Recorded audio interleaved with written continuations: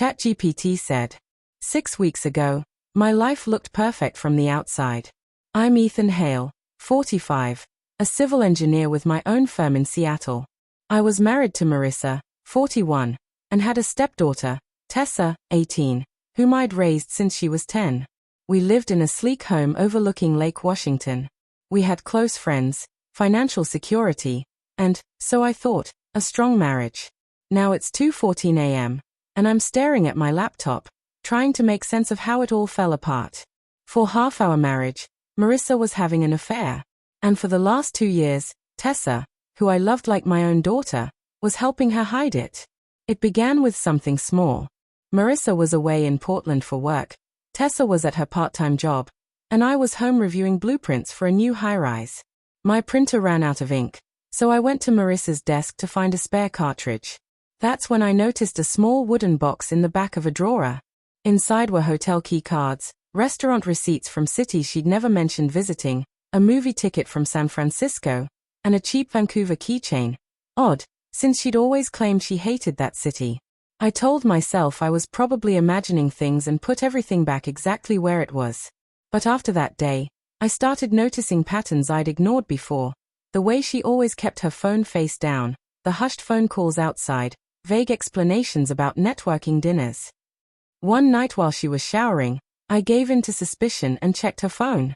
I only had a minute, but I saw messages from someone saved as D. Lines like "can't wait to feel you again" and counting down the days left little doubt. Still, I didn't confront her immediately. I wanted undeniable proof. I installed monitoring software on the computer she sometimes used for personal emails. 2 weeks later, while she was in Chicago, I opened the saved data. My stomach dropped. There were emails spanning years between her and a man named Derek Lawson. They started innocently but became intimate. Private jokes, affectionate language, and detailed plans for weekend trips.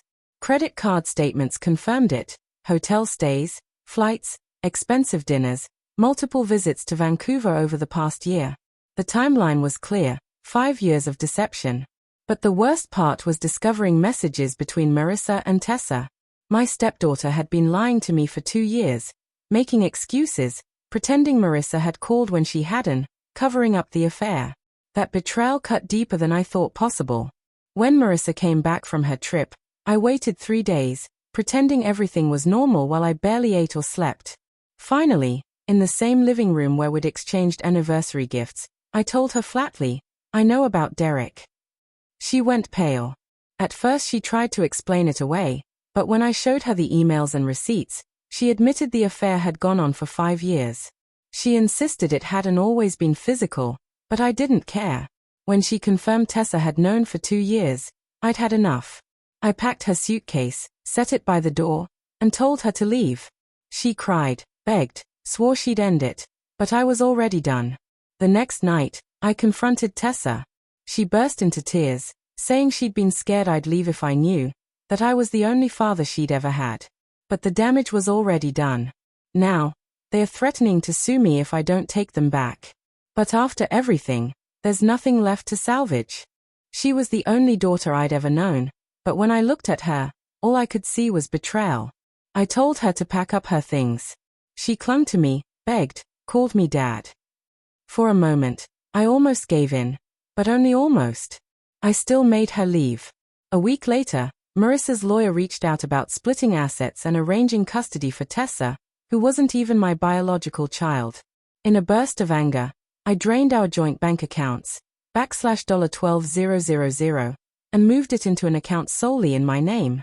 Now, Marissa's family has branded me a monster for kicking Tessa out and taking the money. My own sister says I've gone too far. But how do you forgive the 2 people you loved most when you find out they've been lying to you for years? It's been a month. Tessa's sent me long, emotional emails, begging to come home. I haven't replied. I don't know if I ever will. I've started to realize the life I thought I had may never have been real at all.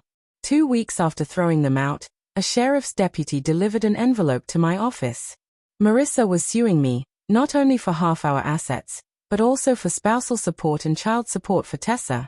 Child support for an 18-year-old who wasn't mine. I laughed when I read it, but the sound was empty. I knew enough about family court to know things could get ugly. In Washington, the law can treat stepchildren as dependents if you've acted as a parent. Marissa's lawyer planned to argue that I'd been in loco parentis for almost 10 years, which could make me financially responsible. I hired Karen Whitfield, a sharp, no-nonsense attorney with a reputation for tearing cases like this apart. When I laid out the whole story, the affair, Tessa's role in the lies, she leaned back, tapped her pen, and said, "They picked the wrong man for this fight." We spent 3 weeks gathering evidence, years of affair emails, screenshots of Marissa and Tessa coordinating lies, financial records proving I'd never adopted her, and even a legal precedent dismissing a nearly identical case. The courtroom was small, harshly lit, and smelled faintly of coffee. Marissa sat at the petitioner's table with her lawyer, looking polished but uneasy. Tessa sat beside her, eyes downcast in a pale dress. Their lawyer painted me as a spiteful father figure who had abandoned a child and financially ruined a loyal wife who had given me the best years of her life. When it was our turn, Karen dismantled their case piece by piece. She read aloud Marissa's emails to her affair partner, Derek. Counting down the days until I'm in your arms again. Ethan thinks I'm in Chicago. She projected messages between Marissa and Tessa, where Tessa covered for her mother's absences. By the end, the air was thick with tension. The judge turned to Marissa, face impassive.